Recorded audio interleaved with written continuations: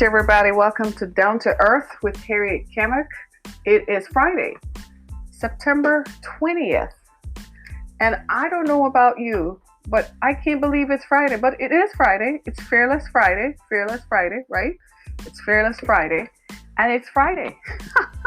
Thanks so much for joining us. It's Friday, and I can't begin to tell you how grateful I am that we made it to Friday. Can anybody say hello? I am just so happy to have made it to Friday. Finally, the work week is dragging to a close. Not that I mind talking to you guys, but the traffic though. The traffic. Is traffic as much an issue in your area as it is here in Metro Detroit? It is unbelievable. The traffic though. The traffic. The traffic. Folks, drive carefully. Stop the cutting off and the speeding. And if you have to get somewhere by a certain time, wake up a little bit earlier. The rest of us, I know things happen in the mornings. I get that. But try to get there. People drive crazily because they're late and they're running late. And they're running late because they woke up late. You didn't wake up on time.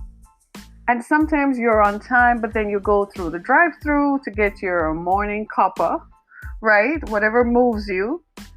And the drive-through is suddenly jacked up this morning. And so there you are. So you're hurrying to get to your destination. But I kid you not, I am just so glad that it's Friday. I can't wait. I don't know about you, but I can't wait for it to be just like, okay, the end of the day, Friday. I am just going to chill. Right? So today on our show, we're going to talk about something that has come up and that I feel like we all need to talk about. I feel like it's something we have to address. We have to really get outside of ourselves and talk about it in a frank way. I don't think the politicians are doing a good job because often when they're caught up in it, it's a little late for them. You know, they're caught up in it and then they're trying to do damage control and they're trying to clean it up and trying to, at that time, to appear not to be what the language and the situation is presenting them to be. And it makes you wonder, can people really evolve, or do they really change as they mature, or is this who you really are? And that is the question the rest of us have. So recently, the Prime Minister of Canada, someone who is a beloved world figure. I mean, most people seem to like him in comparison to other world leaders. You know, we're not going to talk about some of the folks from other parts of the world, but he's someone who is well liked and seemed to be able to pull disparate groups together. He's someone who in his own country, the other groups seemed to favor and thought he was, at least conscious of their plight and sympathetic to their issues on the ground, right?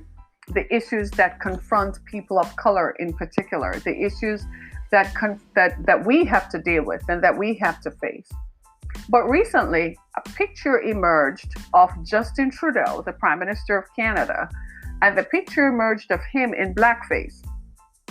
Initially, they were calling it brownface because it's a picture of him with a turban on and in complete blackface. His face was blackened, his face, his neck, and his eye and his hands. And it seemed to make fun. It's like a parody of people of color and people who wear a turban, who a large part of whom a lot of them live in Canada. The Sikh. The Sikhs are not the same as the Arabs, okay? So people who wear a turban, it's a different religion. It's the Sikh religion. It's a form of worship in Canada, in India rather, right? So they're not Arab. So that's a different group. But when the picture emerged, this was taken almost 20 years ago now. He was 29 at the time.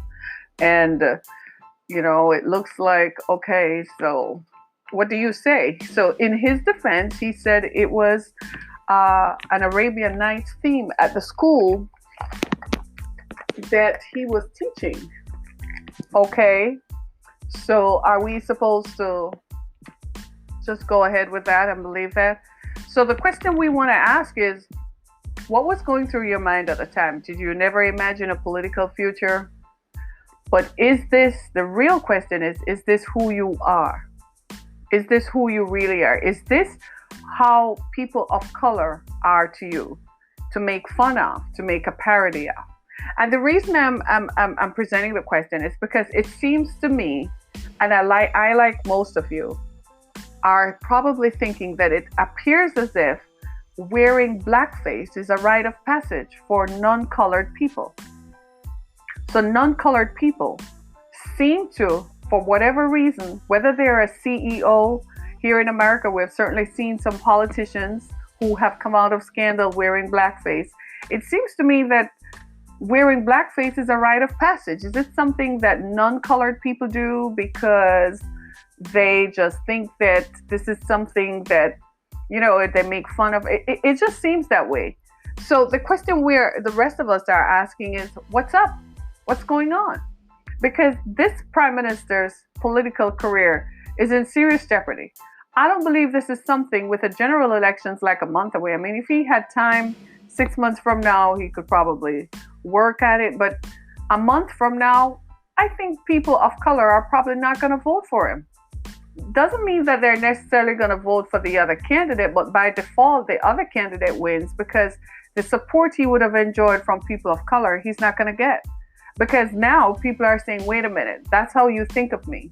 So when you're smiling with me and shaking my hand, when you are pretending to like me, that's what you're doing. You're pretending to like me because you really see me as a joke.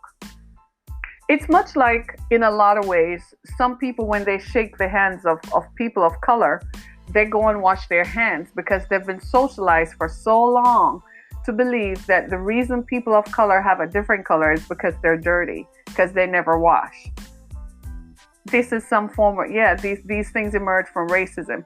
I'm reading a book on the Great Migration that took place here in the American South between 1915 and 1975. Y'all need to go read that book. It's eye-opening for everyone in this country.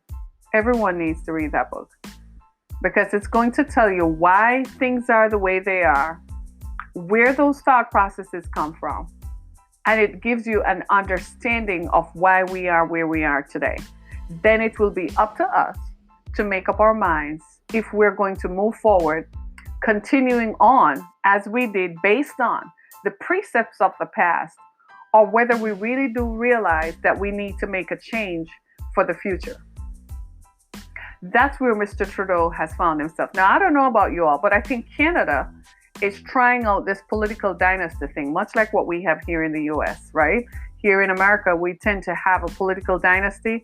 The Trumps are the new ones. So believe it or not, there will be a Trump later on, 2, 3, 4, 5 years from now, right?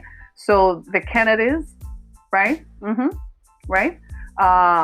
In modern times, the Clintons, yeah? Right, Reagan was a one-man show for a minute there. The Bushes come to mind really quickly, right? But what you find is that they all kind of knew each other because photos have emerged of Bill Clinton and Father Bush at some 30 or 40 years ago when Bill Clinton was a very young man. Father Bush was probably a U.S. senator in Texas. So how did their paths cross? That's how they select American presidents. They go through and they select an American president from a family whom they believe holds not the values necessarily, but who has an understanding of power and who can manage it. Barack Obama was an experiment. Are they likely to repeat that? I don't think so. I don't think Michelle Obama will ever be an elected president or a senator.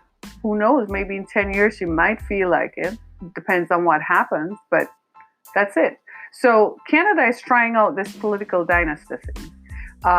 Justin Trudeau's father, Pierre Trudeau, was a beloved political leader in Canada. He, in fact, was a prime minister of Canada for a long time, for maybe about 2 terms or so. And he was very prolific, very colorful, right?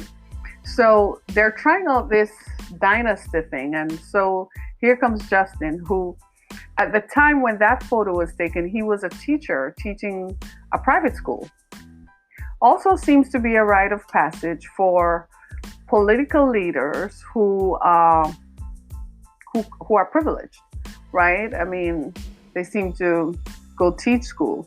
I guess it gives them a little roughening around the edges or of some sort, or teaches them how to